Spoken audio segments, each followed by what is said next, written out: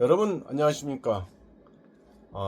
이번 시간에는 장자 공자의 비유를 말씀 올리겠습니다.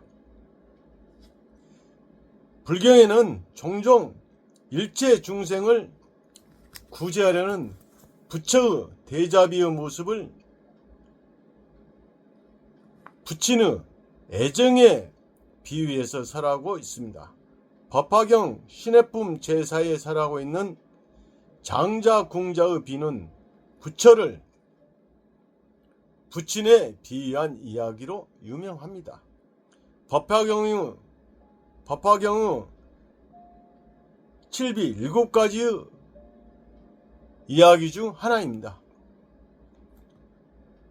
당연히 있어야 할 부모, 자식의 관계가 세평에 오르내리는 요즘입니다. 자식 관계가 세평에 오르내리는 요즘이라는 것이죠.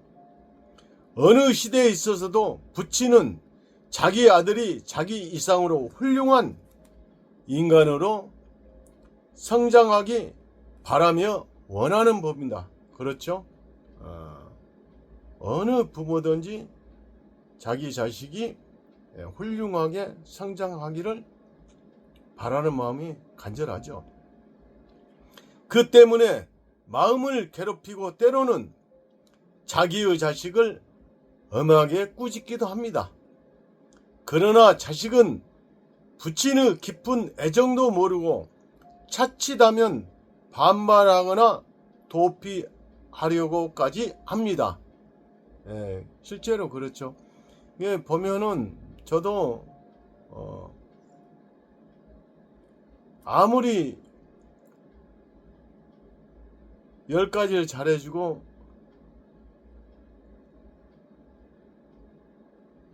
제가 혹 한 가지라도 서운하게 하면은 자식들은 크게 서운해 하더라고요. 부모의 마음이 다 그렇죠. 부모의 마음을 자식은 모른다라든가 효도하고 싶을 때는 부모가 안 계신다라든가 하는 경우는 확실히 일면의 진리를 나타낸 말이라 하겠습니다. 확실히 그렇죠. 성장할 때는 저도 부모에게 효도하는 것을 잘 모르지만은 이제 후에 살아보니까 부모에게 좀 효도하려고 하니까 부모님이 안 계시더라고요. 누구나 또 그런 마찬가지입니다. 그래서 저는 요즘 이제 나이 들어서 생각하는 것은 살아있을 때 서로 잘해야 된다 라는 것을 70이 넘어서 깨닫고 있습니다. 그래서 70이 넘어서 이렇게 생각을 해보니까 예전에 후회된 것도 많죠. 부모에 대해서. 그래서 요즘은 저도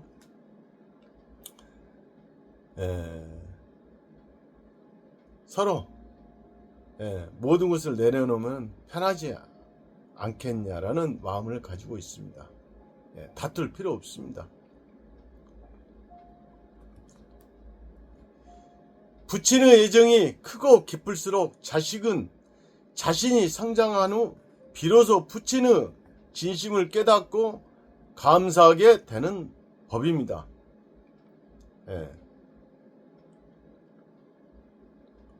그러니까 성장해보니까, 그러니까 부모가 자식을 낳아보니까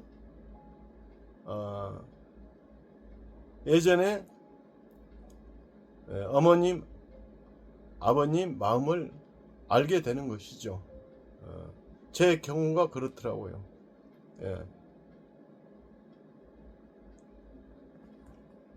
지금 여기에 설명하는 장자 공자의 비는 석존 자신이 설법한 것은 아닙니다. 석존 자신이 설법한 것은 아니라고 하죠. 법화경 비유품 제3에서 지혜제일이라는 사리불이 미래에 성부라는 보증을 받게 되는데, 보증을 받게 되는데 수기라고 그러죠. 보증을 받게, 미래 그 성불의 보증을 받게 되는 걸 수기라고 하죠. 수보리 등 사명의 불제자가 이것을 보고 크게 환희합니다. 그리고 이해한 내용을 비유 이야기로 말한 것이 이 장자 공자의 비입니다. 경문에는 다음과 같은 이야기가 전개됩니다. 옛날 어느 부자의 아들이 부모의 설화를 떠나버립니다. 집을 나간 그는 여러 나라를 방랑합니다. 부자 아들이 부모의 설화를 떠나서 여기저기 방랑한다는 것이죠. 그러는 동안 50년의 세월이 지나가 버립니다. 가난에 시달리는 아들은 음식이나 의복을 얻으려고 사방을 돌아다닙니다. 한편 부친은 나라 안에서도 제일의 부호가 되어 있었습니다. 무량의 재벌을 가진 아버지인 장자는 이전에 집을 나간 자식의 일을 생각하곤 걱정했습니다. 그러나 생각하는 아들은 점체 부친 앞에 모습을 나타내지 않았습니다.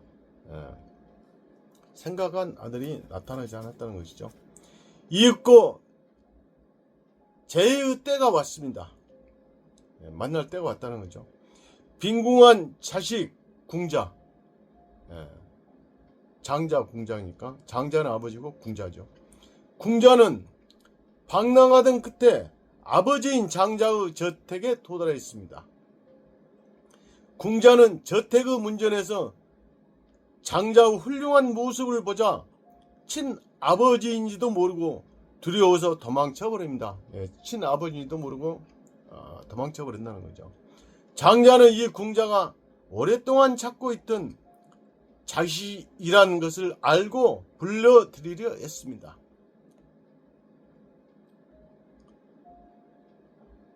사나이는 다만 두려워서 부들부들 떨고 있을 뿐입니다. 할 수 없이 아버지는 그를 놓아주고 하인에게 명령하여 그를 청소부로 일하게 했습니다. 청소부로 일하게 했다는 거죠. 궁자는 안심하고 가난한 오두막집에 살며 청소부 일을 열심히 했습니다. 그래서 장자는 자기도 더러운 옷을 입고 궁자 곁으로 가서 말을 합니다. 나는 자네를 보아왔지만 게으르지도 않고 착실하게 일을 잘하네. 자네를 자식처럼 생각하며 소중히 여기겠으니 일을 열심히 하도록 하게. 대단한 신뢰를 얻게 된 그는 기뻐하며 장자를 위해 노력을 다했습니다. 장자 밑에서 일하기 시작한 지도 20년이 경과했을 무렵 두터운 신용을 얻어 장자의 재산의 관리까지 맡게 되었습니다. 그러나 아무리 중요한 일을 맡아도 이전의 궁자는 변함없이 허술한 오두막집에 살며 부정을 저지르는 일은 조금도 없었습니다. 그가 이미 장자의 우수한 후계자로 되기까지 성장한 것을 알게 된 아버지는 친족, 국왕, 대신들 그리고 많은 사람들을 불러 모았습니다. 그리고 그 궁자를 옆에 세워놓고 이 사람이야말로 나의 자식이다. 나는 자식에게 전 재산을 물려주기로 하였다라고 선언했었습니다. 50년간이나 여러 나라를 방랑하며 가난 속에 고생하던 궁자는 실은 자신이 대부 자식이었다는 것을 처음으로 알고 크게 기뻐하였다는 이야기입니다. 이 장자 궁자의 비를 인용하신 니찌렌 대성이님은 어이구전 속에 말씀하시고 있습니다. 지금 니찌렌은 일본국의 일체 중생의 부인이다. 어서전집 726페이지라고, 즉 아버지인 장자란 어범물이신 니찌렌 대성님을 말하는 것이며, 즉 3대 비법의 대어본존임에 해당합니다. 장자에 의해서 구제되어 재산을 물려받은 궁자란 일체 중생에 해당합니다. 일체 중생에 해당하는 거죠. 50년간이나 방랑을 계속했던 궁자 모습은 묘법을 만나지 못하고 고래의 나라를 보내는 모습이라 하겠습니다. 궁자가 장자를 만나서 도망치려 했던 모습은 어본존님을 만나고서도 가까이 하려 하지 않고 멀리하는 모습에 비유할 수가 있습니다. 청소부로 고용되어 기뻐하면서 일을 하는 모습은 작은 공덕에 기뻐하면서 신심에 멸려하는 초신자의 모습이라고 말할 수 있을지 모르겠습니다. 그래서 청소부로 일하면서 기뻐하는 모습은 작은 공덕에 비유할 수가 있다는 것이죠. 이윽고 20년간이나 아버지인 장자 밑에 일하며 성장과 장자의 일체의 재산을 물려받은 과정은 참으로 중요한 내용입니다. 인간혁명, 일체 성불의 실증을 나타내 보이는 모습을 그리고 있는 것이라고 하겠습니다. 그래서 장자, 궁자의 이런 비유를 알아봤습니다만은, 그 세상에는 어떤 동기, 계기가 있었던 것 같아요. 아무리 남묘호랭의 경우 묘법이 훌륭하다고 얘기를 해도 연에 닿지 않으면 믿으려 들지 않죠. 그래서 저도 늘 그런 말씀을 드립니다만, 이 세 가지의 요건, 경제적인 측면, 또 이 병고, 몸에 대한 병고, 또 마음에 대한 고, 또 인간고, 이 세 가지가 정말 굉장히 힘들죠. 경제적이나 물질적으로 풍족해야 되고, 또 신체적으로 몸도 안 아프고, 또 몸이 안 아픈 것도 중요하지만 또 마음에 또 아프면 안 되죠. 이 몸과 마음. 그 다음에 마지막에 인간고, 이 사람과의 관계에 대해서는 정말 여러 가지 다방면을 거쳐서 얽혀져 있죠. 뭐 직장에서든 사회에서든 뭐 아무튼 그 인간의 이 갈등. 그래서 저는 86년도에 이 병고, 몸이 아프니까 그때 당시 병고로 인해서 저는 입신을 하게 됐습니다. 그래서 지금까지 남묘호랭개교를 불러서 많은 공덕을 받았습니다. 물론 어떤 분은 경제적인 어려움을 해결하기 위해서 또 그런 동기가 되어서 하는 분도 있고, 또 인간고, 그러니까 사람과의 관계에 대해서 그런 어떤 그 갈등을 해결하기 위해서 하는 경우도 있습니다만, 그래서 요즘은 그 물질적으로 뭐 여러 가지가 풍족하기 때문에 좀처럼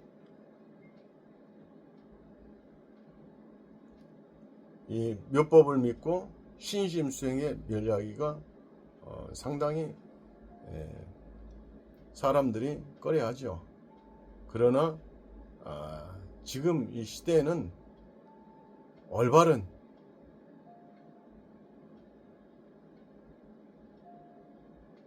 철학을 가지고 있는 남묘호랭개교 부처님께 연을 맺고